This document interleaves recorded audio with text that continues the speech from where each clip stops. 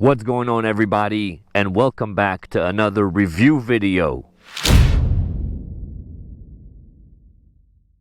Big shout out goes out to Hovsco for reaching out to me and asking me to review one of their electric bikes. This is the HovGTRS Evo model. And just for size comparison, I am 5'8", I weigh 160 pounds.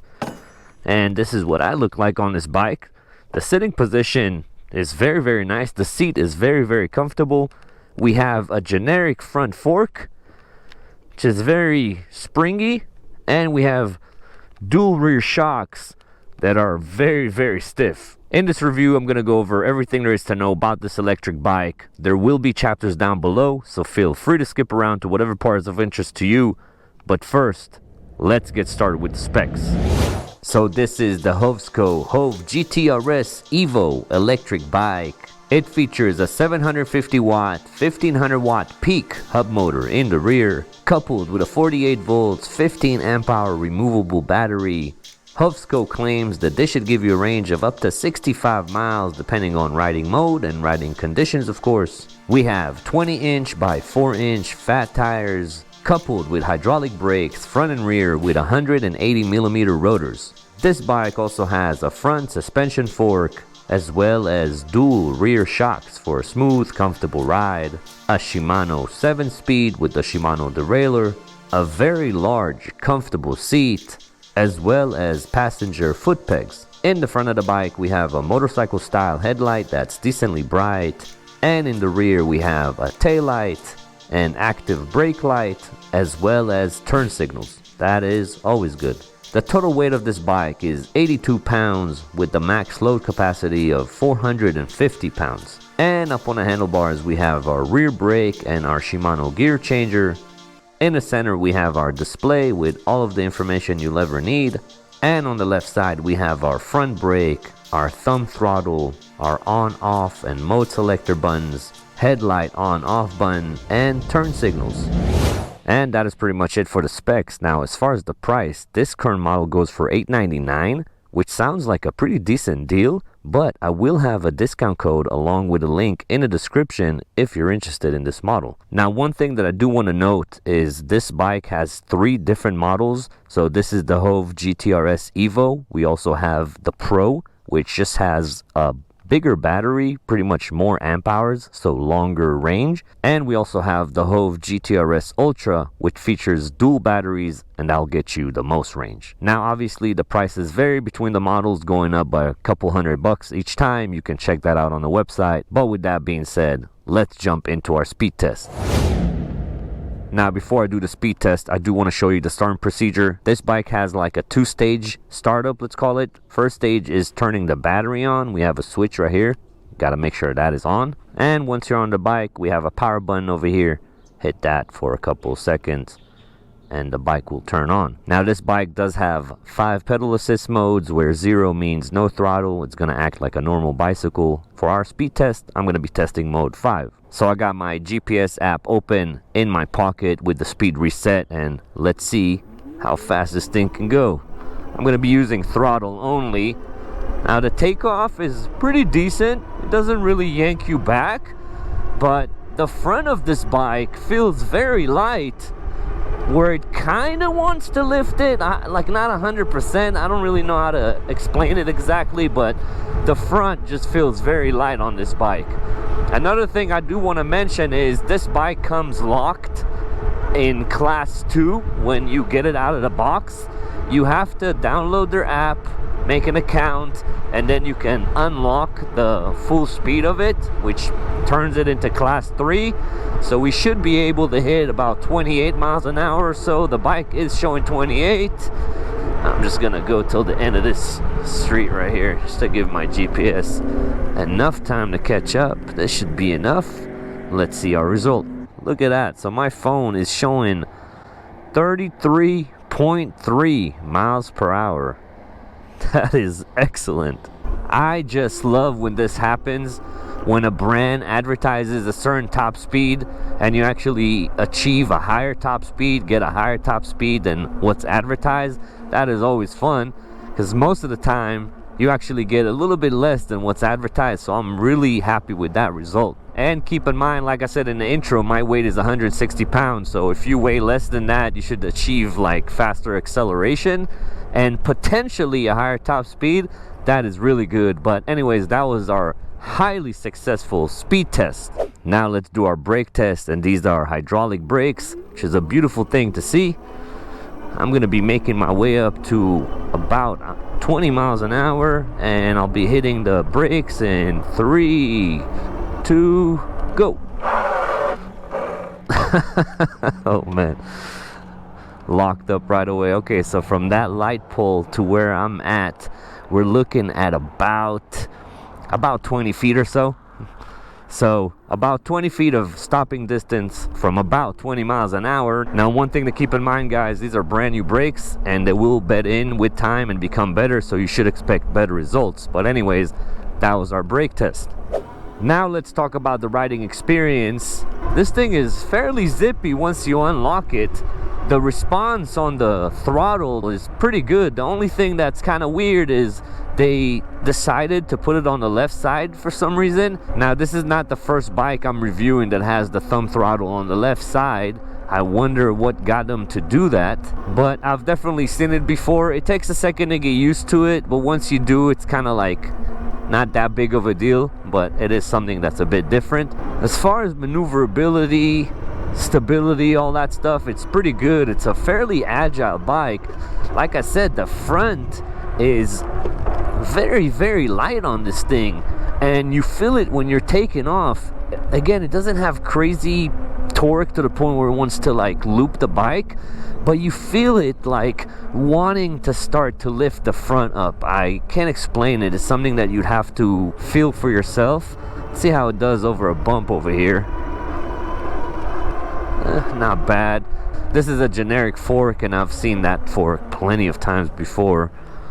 It's nothing too crazy, but it should handle it pretty good on this bike since it's fairly light. Let's see how it does with a little curb hop right here. Not bad at all. I was able to handle it and my weight. That's pretty good. Now, as far as sitting position, very nice, very comfortable.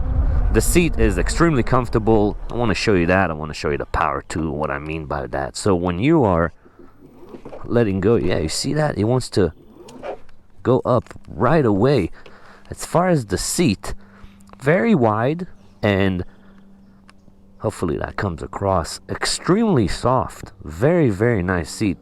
I'm happy with that. Now, one thing I do want to note regarding the different models of this bike, like I said, we have the Evo, the Pro, and the Ultra. Once you buy a certain model, let's just say the Evo like I'm riding now, you can easily upgrade it to the next model up. All you have to do in order to go, let's just say, from the Evo to the Ultra is purchase that second battery.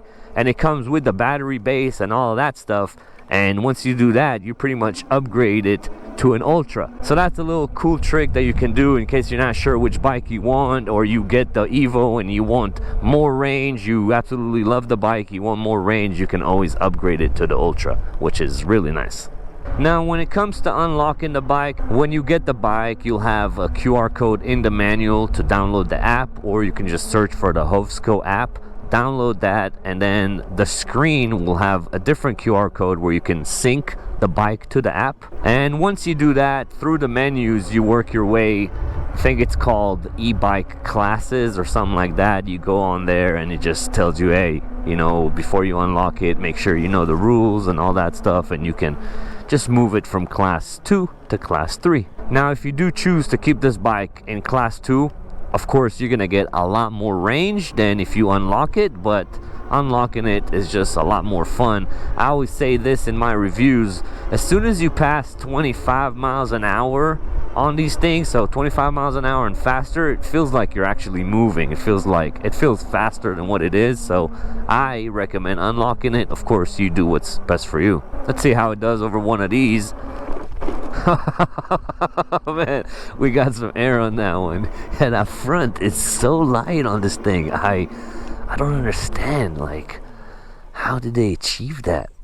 The front, is so light, and the bike itself as a whole is fairly light for what it is. Anyways, now it is time for us to test our off-road capabilities. Now, to be completely honest with you, yeah, it has decent power. I wouldn't really put this in a crazy off-road category e-bike. A place like this, it's very nice and very chill for that. Oh, look at all these sandbags. We had a bunch of rain in LA the last 2 weeks, 2 different storms, so they're putting all these sandbags. But anyways, a place like this, no match for the bike. It's a pretty flat surface, but now I want to test it on something a little bit more extreme, and let's see how this thing does over here. Now, it may not come across on the GoPro, but it's very bumpy over here, and we have a little incline that I kind of test things on. Let's see if we can do it without a lot of momentum, just the motors. Okay, slow down a bit. You can hear him struggling just a bit, but managed to do it. Okay, not bad. Check it out again. As far as power, this thing just wants to go. I mean, if you knew what you're doing, you could definitely wheelie this thing. I don't really know how, so I'm not gonna embarrass myself, but it starts going pretty quick. A little downhill situation. Again, I've reviewed this fork before. I've had it on other e-bikes. It's generic, but when the bike is light enough, it actually performs surprisingly well. Let's put it that way.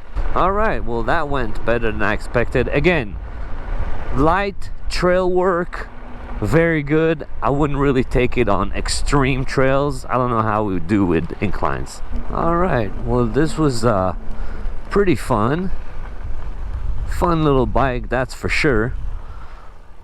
Let's stop real quick and assess the situation. I usually like to stop after the off-road section and check things like the headset, which seem pretty solid, or the anything get loose or whatnot, and everything seems pretty good. Alright, so what do I think about the Hovsco HovGTRS Evo electric bike? Let's do things I like, things I don't like, and is this thing good value for money or not? I'll start with things I like, and there are more than a few, so I'll try to be quick. I like the overall design, like the moped look of this thing. I like that a lot.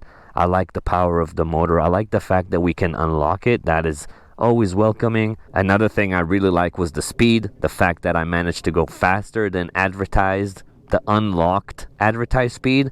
That was amazing. I really like the seat, and I'm loving the brakes. Now let's do things I don't like, and I always try to find something, just so I'm honest with you guys. In this situation, there are a couple. The first thing would be the throttle being on the left side. Now, I'm not going to hold it against the bike. It's more of like a personal preference. I prefer, and my muscle memory is to have the throttle on the right. You do get used to it fairly quick, but it's something that I personally don't fully like, so I'll add it with my dislikes. And the second thing would be the suspension. Now, as far as the front fork goes, again, it is very generic, but at the same time, because this bike is so light in the front, it actually performed exceptionally well. I'm talking more about the rear shocks. They're there, obviously they're working, and it's nice to have, but they're a bit too harsh. If they were 20% softer, this thing would feel so much nicer off-road and on-road. It would make the bike feel a lot nicer. But regardless, it's a pretty decent bike. Now, with all that stuff being said, is this thing good value for money or not? Again, the HovGTRS Evo, which is what I'm reviewing here, is $899. Just that alone is an awesome value for money. If you throw my discount code on top of that, this is amazing value for money for what you're getting here. Oh, look at that. The train is right there. That is pretty cool.